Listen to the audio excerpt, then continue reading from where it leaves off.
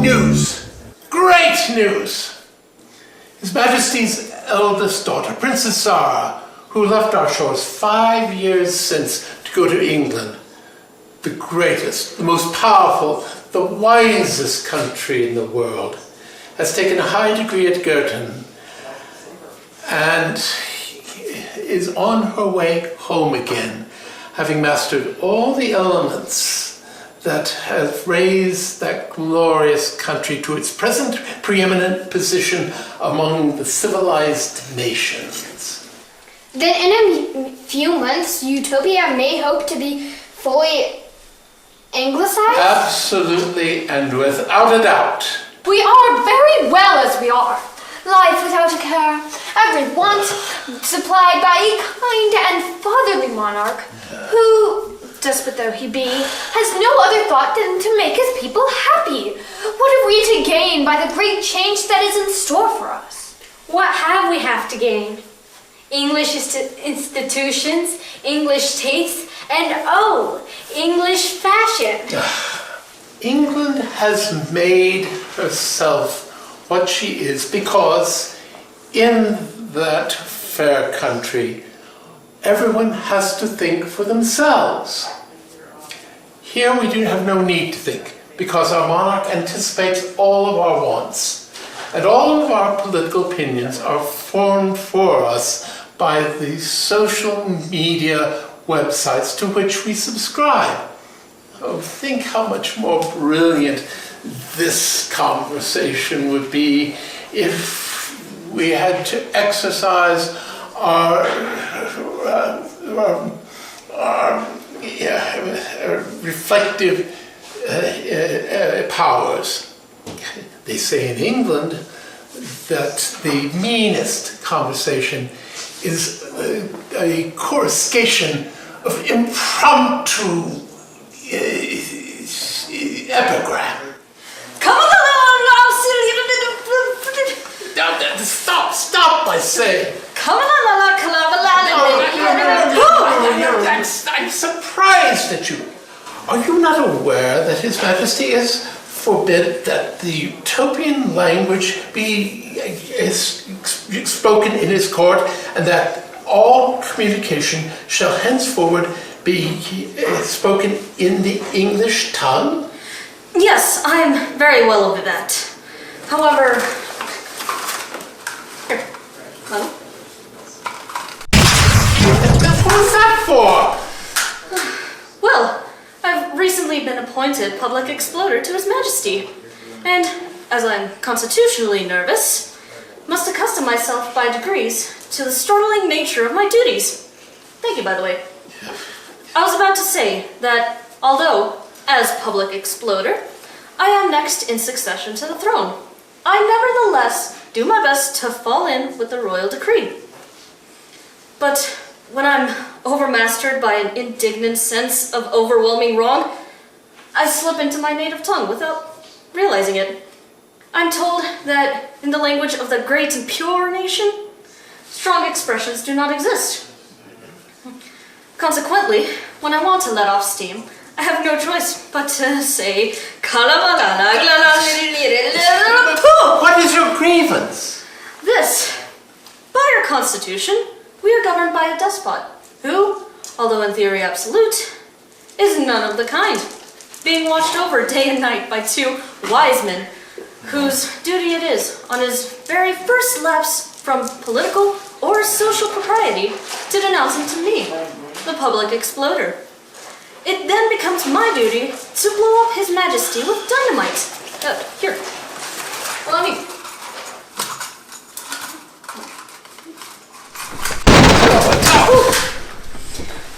Thank you. And as some compensation to my wounded feelings, I reign in his stead. Yes, after many experiments toward an ideal republic, it was found that what may be described as despotism by dynamite provides, on the whole, the best description of a ruler, an autocrat who is afraid to abuse his autocratic powers. That is the theory, but in practice, how does it act? No. Do you happen to see the Palace Peeper? Never even heard of the journal. I'm not surprised, because His Majesty's agents always buy up the whole edition. Well, it actually teems with convincingly details of His Majesty's abominable immoralities. Now, if this high-class journal is to be believed, His Majesty is one of the most reckless degenerates to have ever disgraced an autocratic throne. And do these wise men denounce him to me? Not a bit of it! They wink at his immoralities. Given the circumstance, I really think I'm justified in exclaiming, Kalamalala, la la la la la la poo! I don't care. The situation demands it.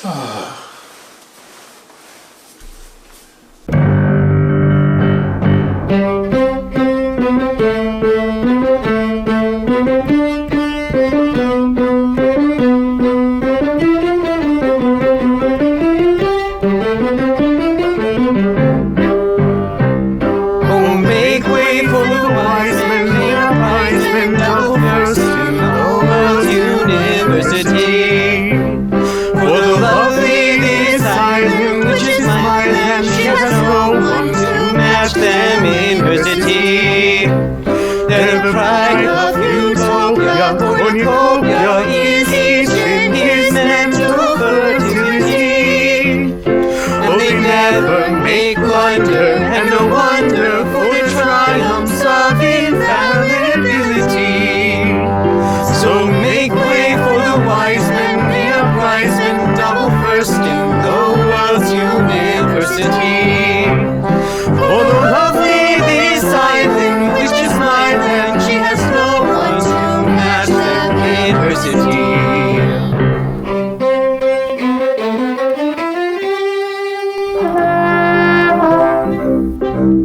In every mental law, the statement smacks of vanity. We claim to rank before the wisest of humanity. As gifts of head and heart, we're wasted on utility. We're cast to play a part of great responsibility. Our duty is to spy upon our king's illicities, And keep a watchful eye on all his eccentricities. If ever a trick he tries that savors of rascality. At our decree he dies with not the least formality.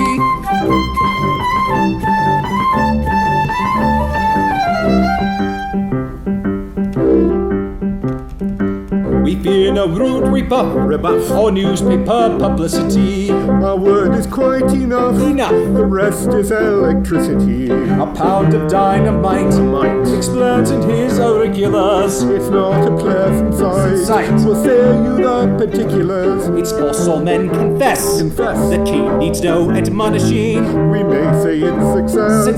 It's something quite astonishing. Our despotted imbues with virtues quite delectable. In mind his P's and Q's and keeps himself respectable. Of a tyrant polite, He's a parent and quite. he's as modest and mild, In his ways as a child. and no one ever met with an autocrat yet. So delightfully bland to the least in the land. So delightfully bland to the least in the land, so bland.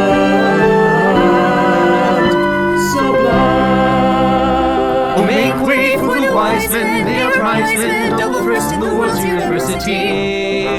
For the lovely this island, which is my land, she has no one to match the university.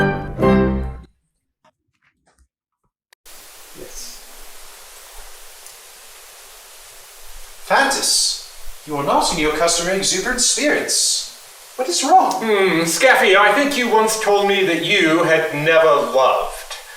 Never.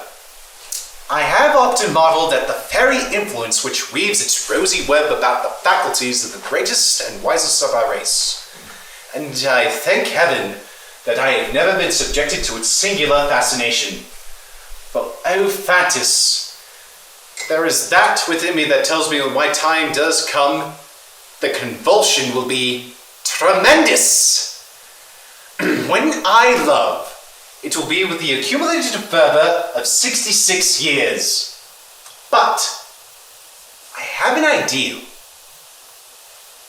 A semi-transparent being filled with an inorganic pink jelly.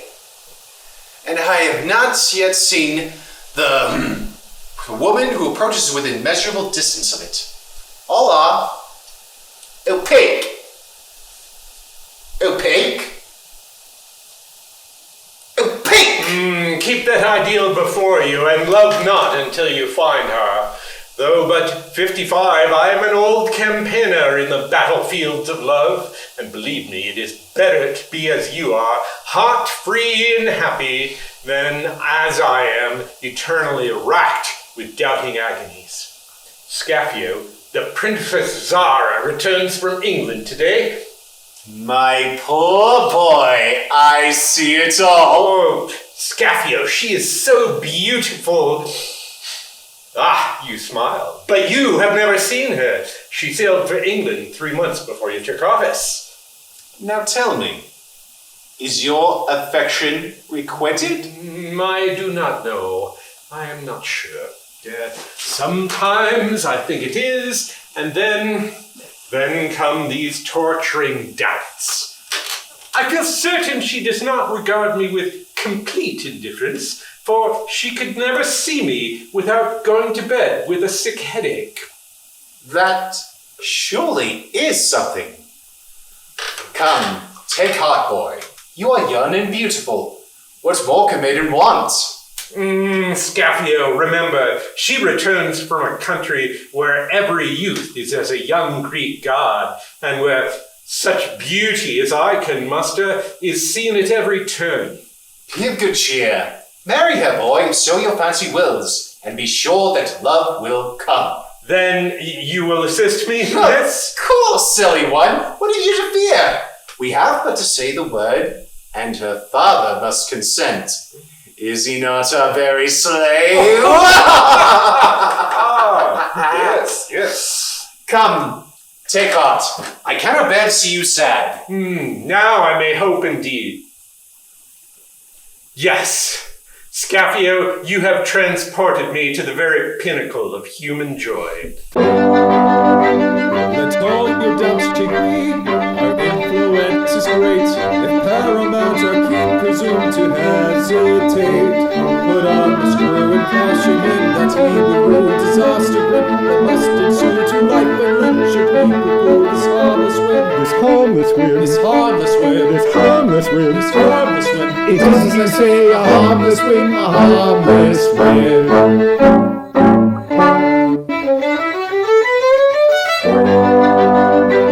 Your friendly aid conferred, I need no longer pine. I but to speak the word, and lo, the maid is mine. I do not choose to be denied, or wish to lose a lovely bride. If to refuse the king decide, then royal shoes, then woe betide. Then woe betide. Then woe betide. Then woe betide. Then woe betide. The royal shoes, then woe betide. Then woe betide.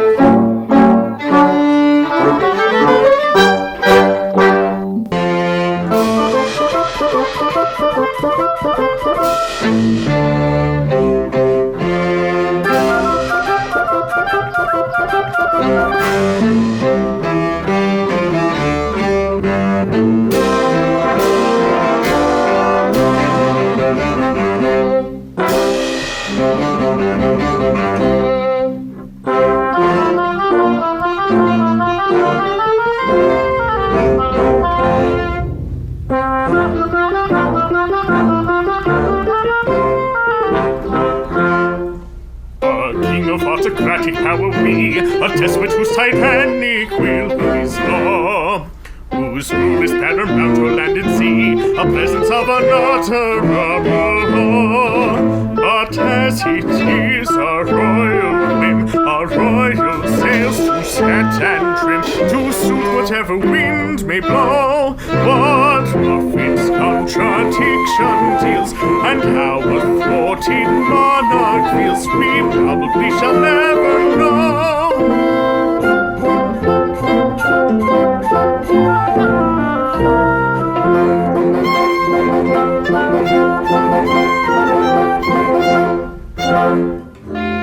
My subjects all, it is your wish emphatic, that all Utopia shall henceforth be modelled upon that glorious country called Great Britain, to which some add, but others do not, Ireland.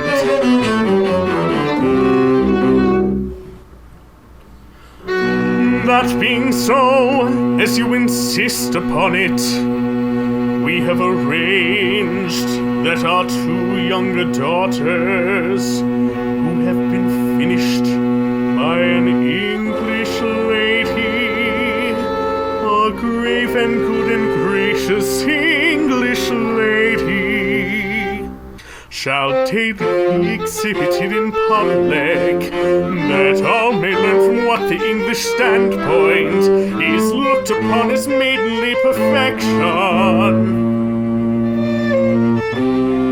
Come hither, daughters.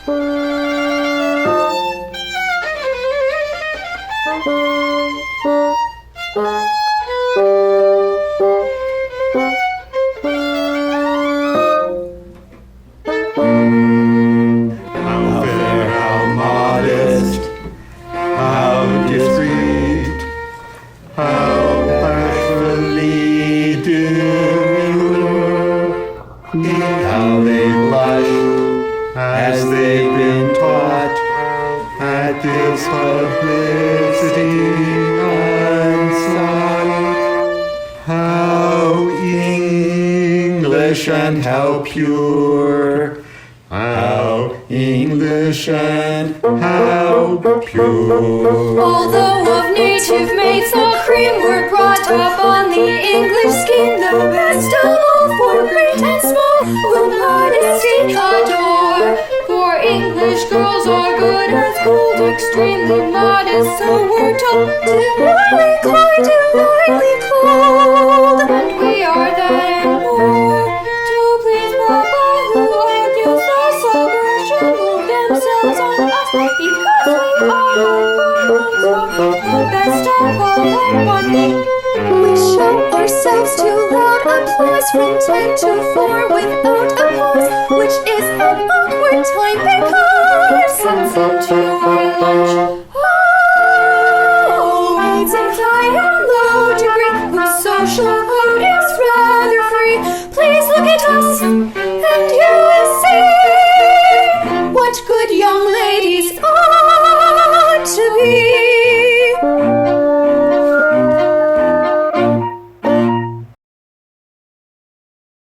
This morning we propose to illustrate a course of maiden courtship from the start to the triumphant matrimonial finish.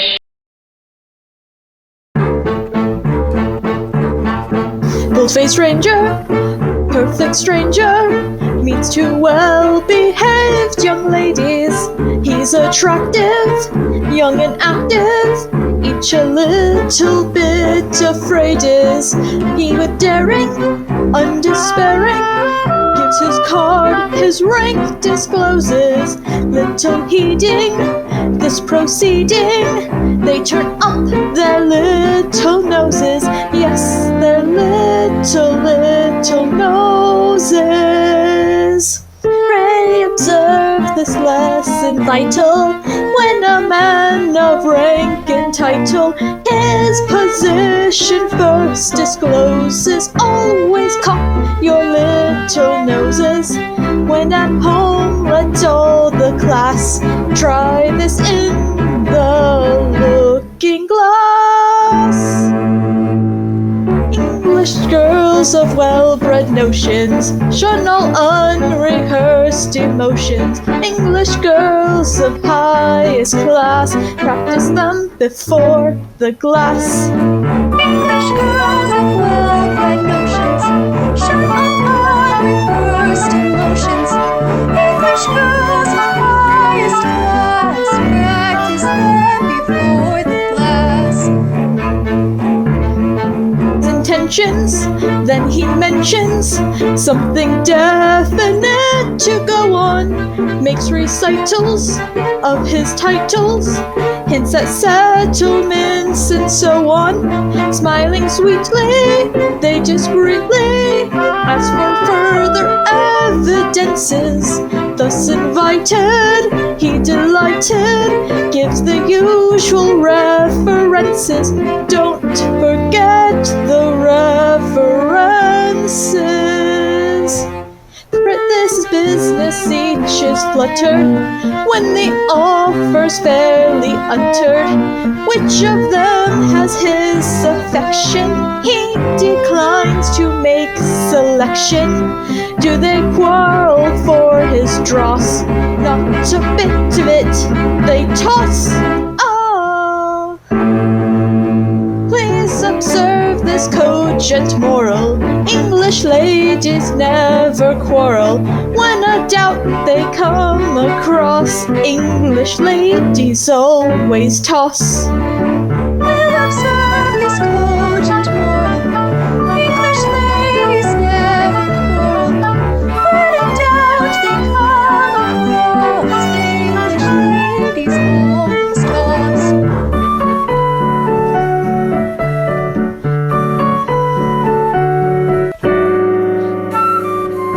The lecture's ended in 10 minutes space. 'Twill be repeated in the marketplace.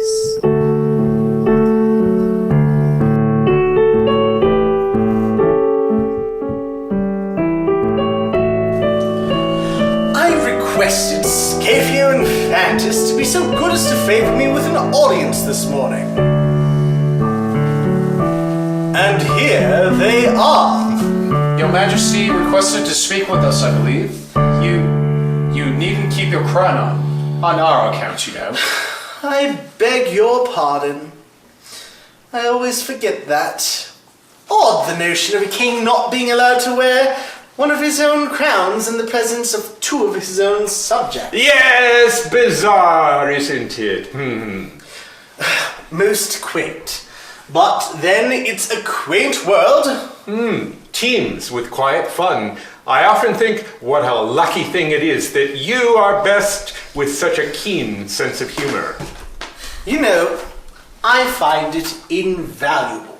Do what I will, I cannot help looking at the humorous side of things. For properly considered, everything has its humorous side.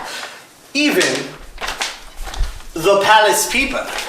See here, another royal scandal by Junius Jr. How long is this to last? By Senix Sr. Ripple's Royalty by Mercury Major. Where is the Public Exploder? By Mephistopheles Minor. When I reflect that all these outrageous attacks on my morality are written by me, at your command, why, it's one of the funniest things to have come within the scope of my experience. Besides, apart from that, they have a quiet humor of their own, which is simply irresistible. Not bad, I think. Biting, trenchant sarcasm, the rapier, not the bludgeon, that's my line. But then it's so easy. I'm such a good subject. A bad king, but a good subject. A capital heading for next week's leading article. And then, the stinging little paragraphs about our royal goings-on with our royal second housemaid. Delicately subacid, are they not? My dear king, in that kind of thing, no one can hold a candle to you. But the crowning joke is the comic opera you've written for us, King Tuppence, or a good deal less than half a sovereign, in which the celebrated English tenor, Mr. Wilkinson, burlesques your personal appearance and gives grotesque imitation of your royal peculiarities. It's immense. Yes. Oh, that's what I wanted to speak to you about. Now, I've not the least doubt that even that has its humorous side too. If one could only see it. As a rule, I'm pretty quick at detecting latent humor, but I confess, I do not quite see where it comes in. In this particular instance, it's so horribly personal. Personal? Why, yes, of course it's personal. But consider the antithetical humor of the situation. Yes. I don't think I've quite grasped that. No? You surprise me. Why, consider. During the day, thousands tremble at your frown. During the night, from 8 to 11, thousands roar at it.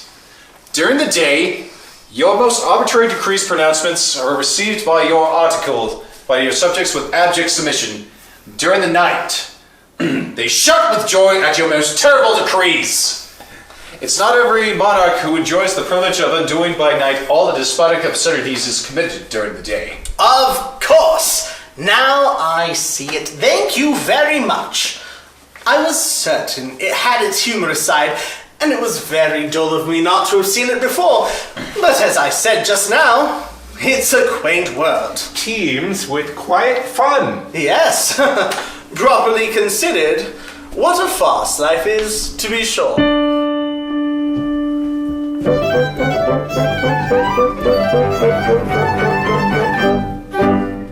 First you're born, and I'll be bound you find a dozen strangers round you. Hello, Christ, the newborn baby, where's my parents, which may they be? You grow up and you discover what it is to be a lover. Some young lady is selected, or perhaps but well connected. 10 years later, time progresses, how's your temper, things your presence. Comes at last the final stroke, time has had its little joke. Your beginning never ceases till your lady time releases. Lastly, when we saw return, until then the joke is over. Your beginning never ceases till your lady time releases. Lastly, when we saw return, until then the joke is over.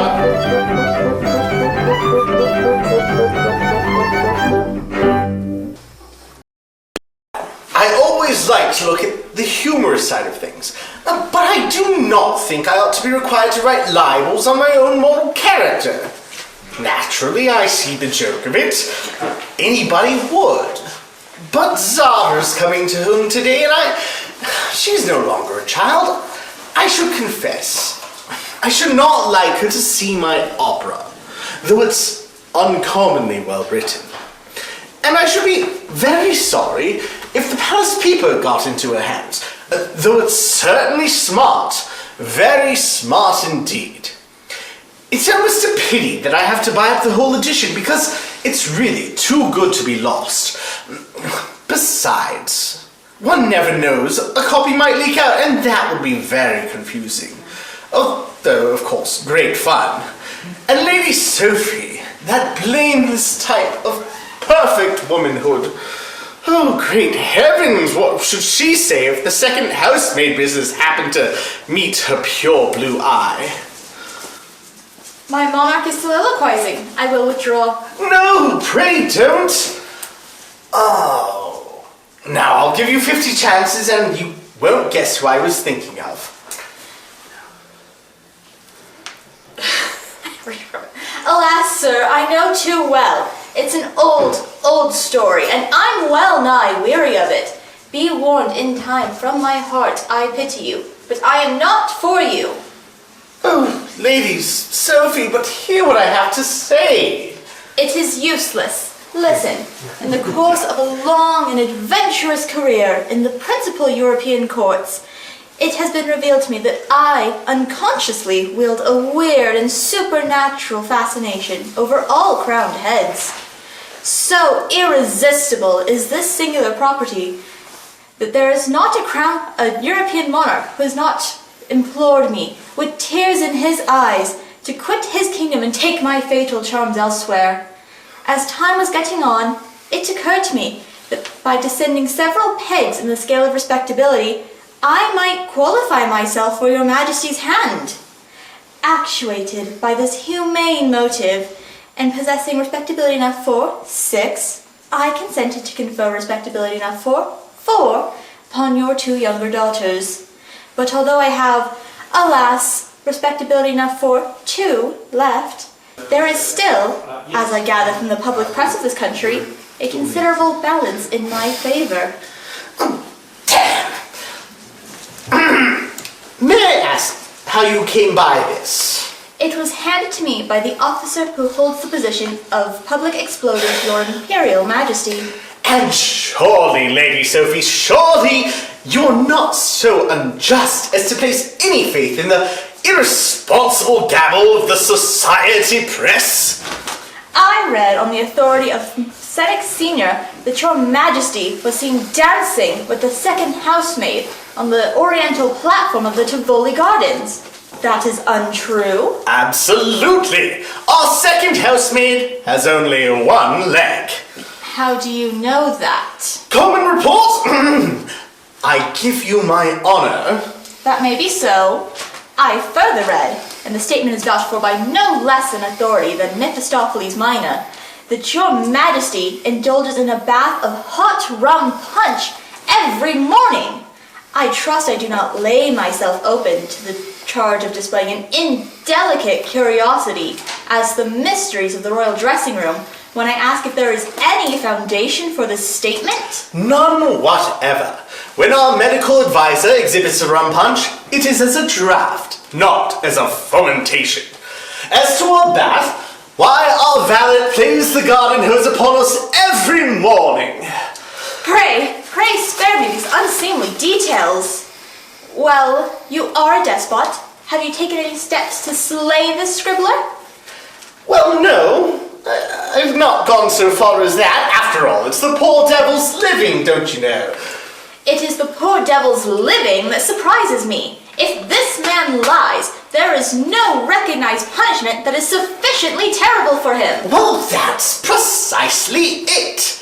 I am waiting until a punishment is discovered that will exactly meet the enormity of the case. I'm in constant communication with the Mikado of Japan, who I gather is a recognized authority on such subjects.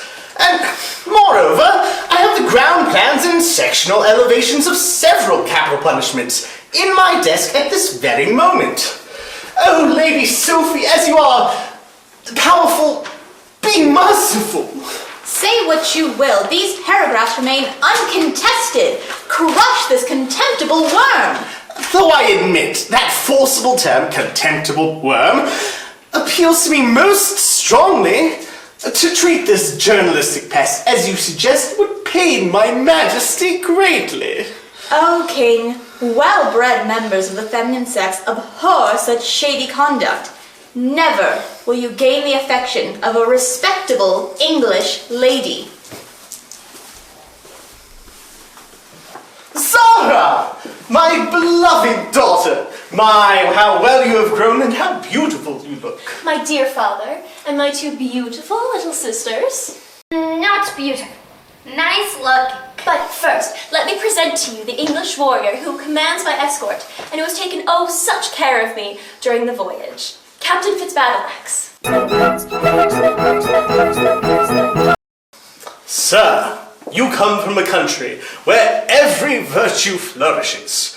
We trust that you will not criticize too severely on such shortcomings as you may detect in our semi-barbarous society. Sir, I have eyes for nothing but the blameless and the beautiful. We thank you. Oh, he really is very polite. Lady Sophie, do not leave us. Sir, your children are young and so far innocent. If they are to remain so, it is necessary that they are at once removed from the contamination of their present disgraceful surroundings. Come on. Oh dear, they really shouldn't. Captain Fitzbattleaxe. Sir, your troopers appear to be receiving a troublesome amount of attention from those young ladies. Now, I know how strict you English soldiers are, and I should be extremely distressed if anything occurred to shock their puritanical British sensitiveness. Oh, I don't think there's any chance of that. Oh, you think not? They won't be offended? Oh no, they are quite hardened to it. They get a good deal of that sort of thing standing sentry at the Horse Guards. It's English, is it? It's particularly English. Well, then of course it's all right. Pray proceed, ladies. It's particularly English. Come, my daughter, for we have much to say to each other. Farewell, Captain Fitzbattleaxe. I cannot thank you too emphatically for the devoted care with which you watched over me during our long and eventful voyage. Long soldier, brave and true, intent in field and tourney. I grieve to have occasion you so very long on journey. When soldier seeks utopian glades in charge of youth and beauty, then pleasure merely masquerades as regimental duty.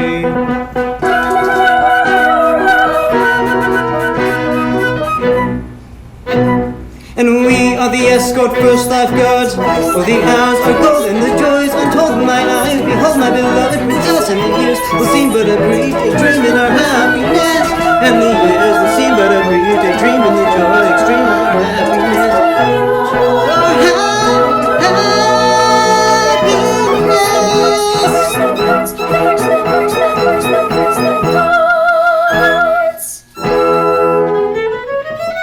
Come, my daughter, for we have much to say to each other.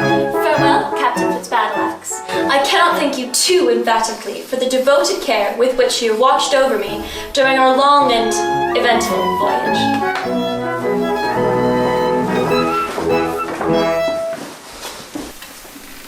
There. Tell me, Scapio, is she not beautiful?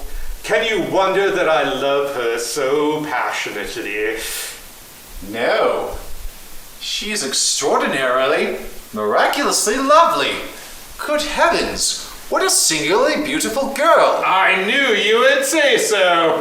What exquisite charm of manner. What surprising delicacy of gesture. Why, she's a goddess.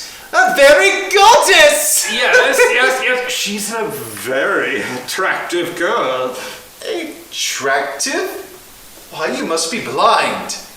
She's entrancing, enthralling. Her walk, her smile, her play of feature. What eyes, what lips. Why, it's bewildering, dazzling, intoxicating. God bless my heart. What is the matter with me? Yes. You promised to help me get her father's consent, you know. Promised? Yes. But the convulsion has come, my good boy. It is she. My ideal. My ideal, did I say? Yes, you said so. Then I lied. For by all that's dazzling, I had no conception that the world contains such transcendental loveliness. Why, what's this? Fantas, stop me! I'm going mad! Mad with the love of her! Scapio, compose yourself, I beg. The girl is perfectly opaque. Besides, remember, each of us is helpless without the other. You can't succeed without my consent, you know. You dare to threaten? Oh, ungrateful! When you came to me, pulsing with love for this girl, and implored my insistence, did I not unhesitatingly promise it? And this is the return you make? Out of my sight, ingrate! Oh, dear, what is the matter with me? Dear me, I'm afraid we're interrupting a tete-a-tete. Oh, no, you come very appropriately. To be brief, we love you, this man and I, madly, passionately. Sir! And we do not know how we are to settle which of us is to marry you. Zara, this is very awkward. You got this. I am paralyzed by the singular radiance of your externity and loveliness. I know I am incoherent. I was never like this before, and it shall not occur again. I shall be fluent, passionately. Oh dear, Captain Fitzbattleaxe, what is to be done? Leave it to me. I'll manage it. It's a common situation. Why not settle it in the English fashion? The English fashion? What is that? I have no idea. It's quite simple. In England, when two gentlemen are in love with the same lady, and until it is decided which gentleman is to blow the brains out of the other, it is provided by the Rival Admirers Clauses Consolidation Act that the lady shall be entrusted to a member of the household cavalry, who is bound to return her to the survivor on the taunting principle in a good condition of substantial and decorative repair. Reasonable wear and tear and damage by fire accepted? Well, that seems very reasonable. What do you say? Shall we entrust her to this officer of the household cavalry? It would give us time. I am not in a present condition to think it out coolly, but if he is an officer of household cavalry, and if the princess consents... Alas, dear sirs, I have no alternative under the Rival Admirers Causes Consolidation Act. Good, then that's settled.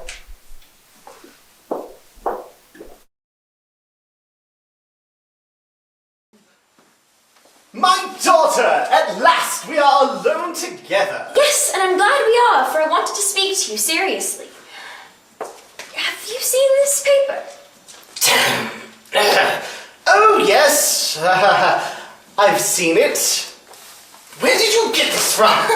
It was given to me by Lady Sophie, my sister's governess. Lady Sophie's an angel, but I do wish she'd mind her own business. Oh, it's rather humorous, isn't it? I see nothing humorous in it. I only see that you, the despotic king of this country, are made the subject of the most scandalous insinuations. Why do you permit these things? Well, they appeal to my sense of humor. It's the only really comic paper in Utopia. I wouldn't be without it for the world. If it had any literary merit, I could understand it. Oh, it has literary merit. It distinctly has literary merit. My dear father, it's mere ungrammatical twaddle. It's not ungrammatical. I can't allow that. Unpleasantly personal, perhaps, but written with an epigrammatical tone that is very rare nowadays. Very rare indeed. Why do they represent you with such a big nose? Well, the fact is that in cartoons of a comic paper, the size of your nose always varies inversely with the square of your popularity. It's the rule. And you must be at a tremendous discount just now. I see a notice of a new piece called King Tuppence, in which an English tenor has the audacity to personate you on a public stage. I can only say I'm surprised that any English tenor should lend himself to such degrading personalities. Well, he's not really English. No. As it happens, he's Utopian. But he calls himself English. Calls himself English? Well, yes, they wouldn't listen to any tenor who didn't call himself English. And you permit this buffoon to caricature you in a pointless burlesque. My dear father, if you were a free agent, you would never permit these outrages. Zara, I admit I am not altogether a free agent. I am controlled. I try to make the best of it, but sometimes I find it very difficult. Very difficult indeed. Nominally a despot. I am between ourselves the helpless tool of two unscrupulous wise men who insist on my falling in with all their wishes and threaten to denounce me for immediate explosion if I remonstrate. My poor father, now listen to me. With a view to remodeling the political and social institutions of Utopia, I have brought with me 6 representatives of the principal causes that have tended to make England the powerful, happy, and blameless country, which the consensus of European civilization has declared it to be. Place yourself unreservedly in the hands of these gentlemen, and they will reorganize your country on a footing that will enable you to defy your persecutors. They are all now coming out of quarantine. Should you like to meet them? My dear Zara, how can I thank you? I will consent to anything that will release me from the abominable tyranny of these 2 men. What ho! Without there, summon my court without an instant's delay.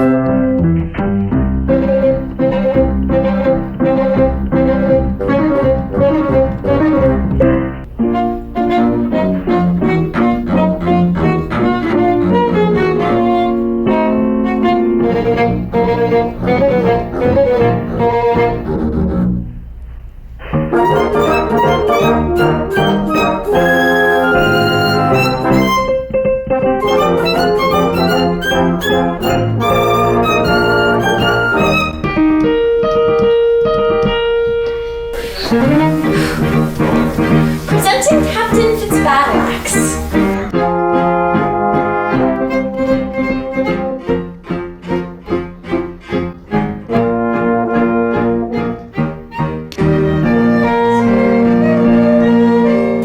The army of the conqueror in serried ranks assembled. 'Tis then his warriors' eyes and saber gleam for our protection. Yes, yes, yes, he represents a military scheme in Ulalica, Ulalica, Ulalica.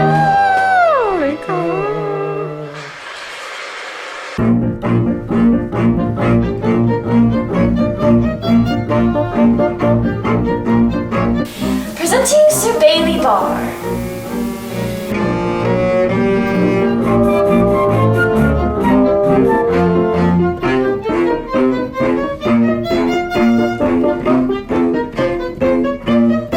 He's a great arithmetician, a wonderful logician.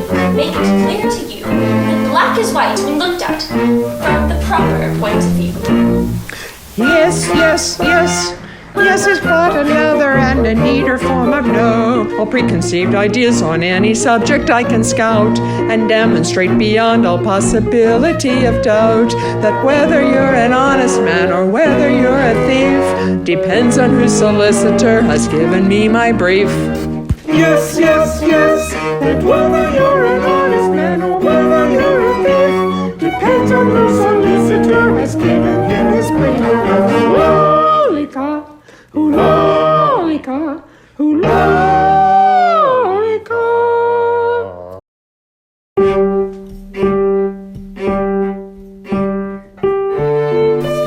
Presenting the Lord Chamberlain and the County Councillor.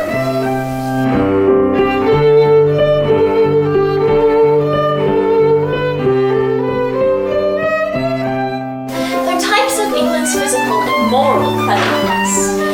This is the Lord High Chamberlain, who will cleanse the court from moral stain and purify prestige.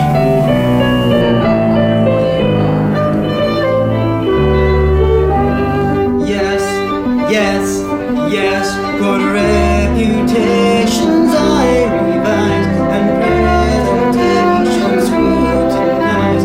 New plays I read with jealous eyes and purify the stage. Reputations will refine and presentations scrutinize. New plays he reads with jealous eyes and purifies the stage.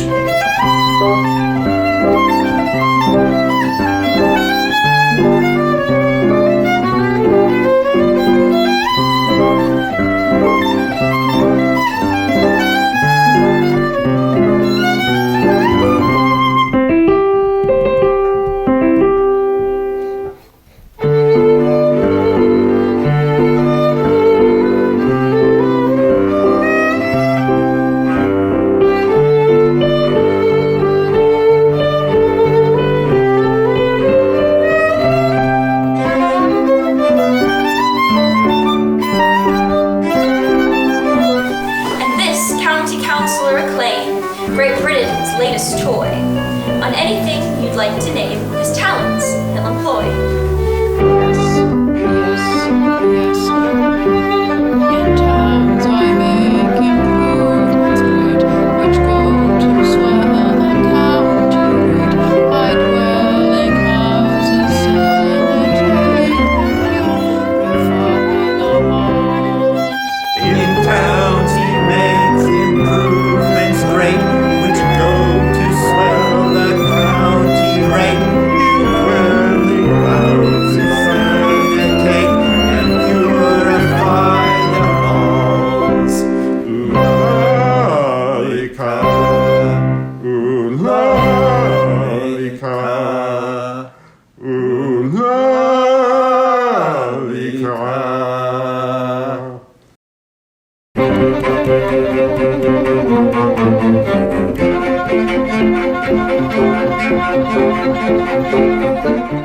Presenting Mr. Goldberry.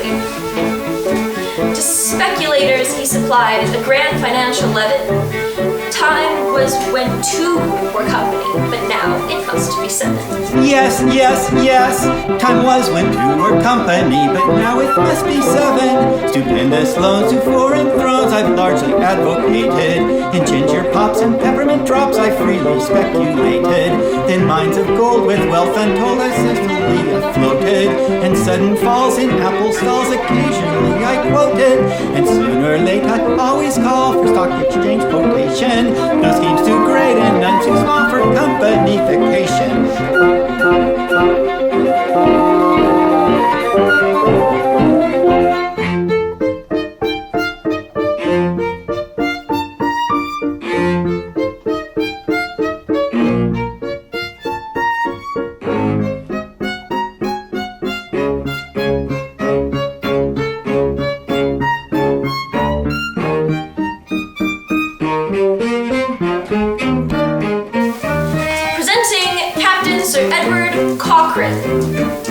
And lastly, I present Great Britain's proudest boast, who from the blows of foreign foes protects her sea-girt coast. I'm Captain Conquering KCB. I'll teach you how we rule the sea and terrify the simple Gaul, and how the Saxon and the Celt the Europe-shaking blows have dealt with Maxim gun and Nordenfeld, or will when the occasion calls. If sailor like you play your card, we'll bend your sails and lower your yacht, and snap your mast and remember what to board. Though we're no longer hard to boat, yet we can steer and we can stow, and thanks to coal and thanks to coke, we never run a ship ashore. What never? No, never. What never? Hardly ever run a ship ashore.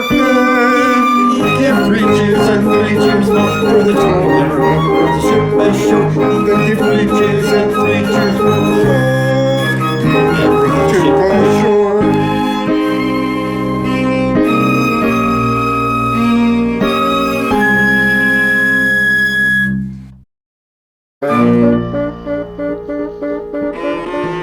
Increase your army.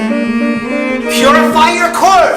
Gather up your steel and cut your canvas short. Teach your sluggish brains to think on both sides. Widen your thoroughfares and flush your drains. Utopia's too big for one small head.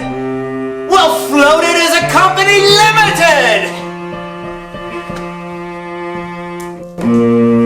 A company limited? What may that be? The term, I rather think, is new to me. What does he mean? What does he mean? Give us a kind of clue. What does he mean? What does he mean? What is he going to do?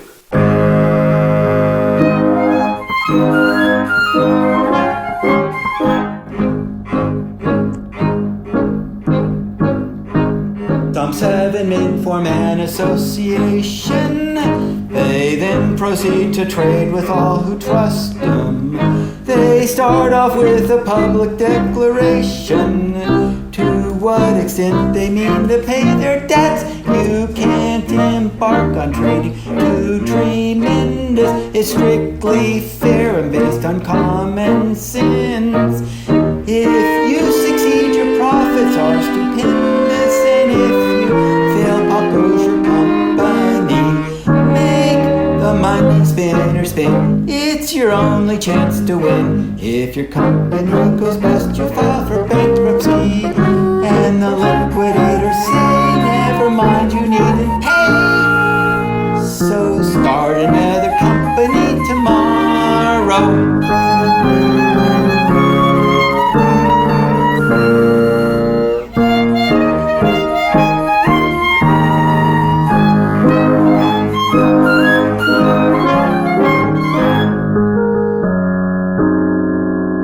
Well, at first sight, it strikes us as dishonest. But if it's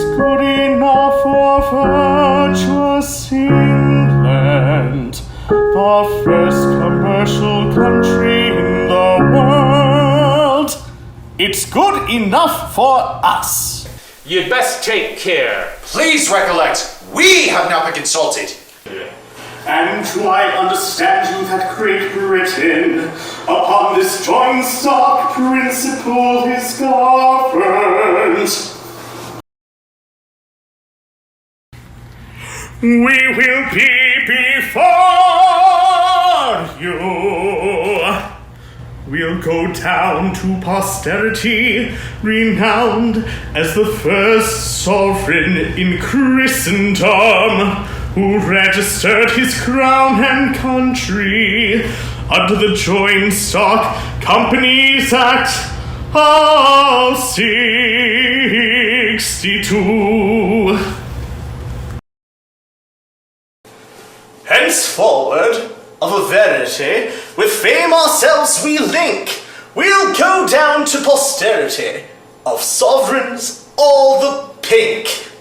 If you have the mad temerity, our wish is thus to blink. You'll go down to posterity much earlier than you'll think. he'll go up to posterity. He'll go down to posterity. We think we ought to know. He'll go up, blown up with dynamite. He'll go up. Of course you will. You're right. Up, up, up, up. He'll go up. He'll go up. He'll go up.